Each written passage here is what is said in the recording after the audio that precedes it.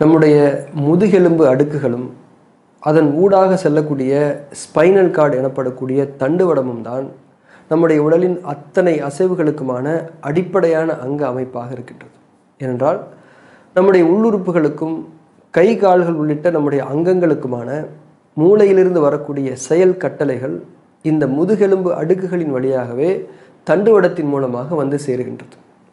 இந்த தகவல் தொடர்பில் தவறுகளோ தடைகளோ ஏற்படுமாயின் உடல் அங்கங்கள் மரத்து போதல், மலம் சிறுநீர் உள்ளிட்ட கழிவு நீக்கங்களில் கட்டுப்பாடற்ற தன்மைகள், பல்வேறு விதமான பாலியல் குறைபாடுகள், நம்முடைய பொதுவான அசைவுகளிலேயே ஒரு ஒழுங்கும் கட்டுப்பாடும் இல்லாத, அதாவது உடல் மன ஒருங்கிணைப்பு இல்லாத தன்மைகள் என பக்கவாதம் வரை கூட பல பிரச்சனைகளை அது ஏற்படுத்திவிடக்கூடும்.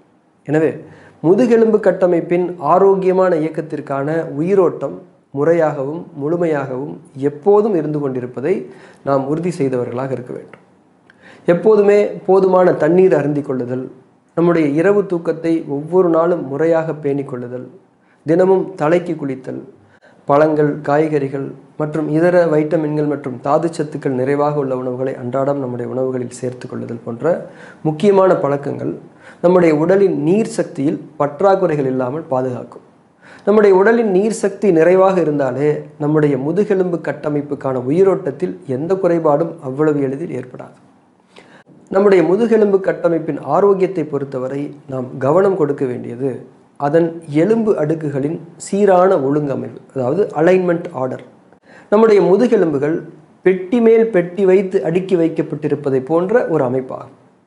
நம்முடைய பல்வேறு விதமான அசைவுகளுக்கு ஏற்ப அவைகள் இடம்பெயர்ந்து மீண்டும் அதனுடைய அசல் இருப்பிடத்திற்கு திரும்பிவிட வேண்டும். இது மிக துல்லியமாக நடைபெற வேண்டிய ஒரு நுட்பமான எலும்பியக்கமாகும். ஆனால் ஒவ்வொரு நாளும் நின்றல், நடத்தல், அமர்தல், படுத்தல், பளு தூக்குதல் போன்றவற்றில் நாம் செய்யக்கூடிய ஒழுங்கற்ற முறையற்ற இருக்கை நிலைகளும் அசைவுகளும் நம்முடைய முதுகெலும்புகளின் அடுக்குகள் அதனுடைய சரியான இருப்பிடத்தில் சீராக நிலை பெறுவதில் பிரச்சனைகளை ஏற்படுத்தும். இதனால் நான் முன்னர் சொன்ன பல்வேறு பிரச்சனைகள் நமக்குள் தோன்றி வளருவதற்கு வாய்ப்புகள் உருவாகிவிடும். எனவே எப்போதும் நம்முடைய அசைவுகளில் ஒழுங்கான தன்மைகளை விழிப்புணர்வுடன் நாம் பேணிக்கொள்ள வேண்டும். ஆனால் இந்த அவசர உலகத்தில் நம்மால் அதனை எல்லா நேரங்களிலும் சரியாக செய்ய முடிவதில்லை. எனவே மொத்தமாக நம்முடைய முதுகெலும்பு கட்டமைப்பின் ஒழுங்கிற்கும் ஆரோக்கியத்திற்கும் நாம் சில சிறப்பு செயல்முறைகளை பயிற்சிகளை செய்ய வேண்டியது அவசியமானதாகும். அதில் மிக முக்கியமானது தான் நடை செய்தல் ஆகும். வாக்கிங் போவது அல்லது நம்முடைய உடல் தன்மைக்கு ஏற்றவாறான யோக ஆசன பயிற்சிகளை நாள்தோறும் செய்து வர வேண்டும். யோக ஆசன பயிற்சிகளை செய்வதை பொறுத்தவரை ஒரு முறையான யோக ஆசிரியரிடம், அதுவும் இயற்கை மருத்துவ புரிதல்கள் நிறைந்த யோக ஆசிரியரிடம் நம்முடைய உடல் தன்மைக்கு ஏற்ற வகையில் நமக்கான யோக ஆசன வழிமுறைகளை வடிவமைத்து அதன்படி செய்து வருவது இன்னுமே சிறப்பான நன்மைகளை தரும். ஆனால் இந்த நடை செய்தலை பொறுத்தவரை அது இன்னுமே எளிமையானது, முற்றிலும் இயற்கையானது. யாருடைய உதவியும் வழிகாட்டலும் நமக்கு தேவையே இல்லை.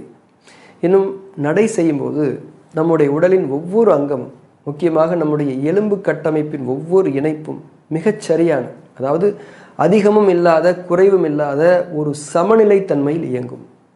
நமது உடலின் எலும்பு கட்டமைப்பில் நம்முடைய கணுக்கால்கள், முழங்கால்கள் ஆகியவற்றின் இணைப்புகள் தான் நம்முடைய மற்ற அத்தனை எலும்பு மூட்டுகளுக்கும் அடித்தளமாக இருக்கின்றது.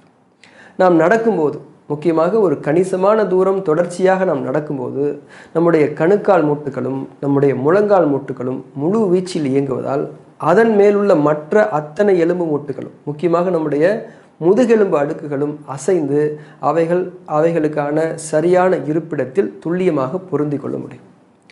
எலும்பு மூட்டுகளுக்கு ஒரு சமநிலைத்தன்மையுள்ள தொடர்ச்சியான அசைவுகள் கொடுக்கப்பட்டாலே அது அவைகளின் அமைவிட ஒழுங்கை பேணிக்கொள்வதற்கு பெரும் உதவியாக இருக்கும் என்பதை இந்த இடத்தில் நாம் அறிந்து கொள்ள வேண்டும். அந்த அடிப்படையில் நடை செய்தல், அதாவது வாக்கிங் போவது என்பது ஒரு மிக முக்கியமான வாழ்வியல் ஒழுங்கு என்பதை நாம் உணர்ந்து கொண்டு அதனை சரிவர செய்து வர வேண்டும். அதே போல் நான் முன்னரே சொன்னபடி நம்முடைய உடலின் நீர் சக்தி சரியான தன்மையில் பேணப்பட வேண்டியதும் முதன்மையான முக்கியத்துவம் கொண்டதாகும்.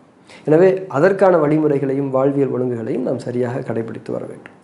நமது உடலின் நீர் சக்தி நிறைவாக இருந்து கூடவே நடை செய்தல், யோகா செய்தல் போன்ற வழிமுறைகளையும் பின்பற்றும் போது நம்முடைய முதுகெலும்பு கட்டமைப்பினுடைய ஆரோக்கியம் மிக உறுதியாக அமையும்.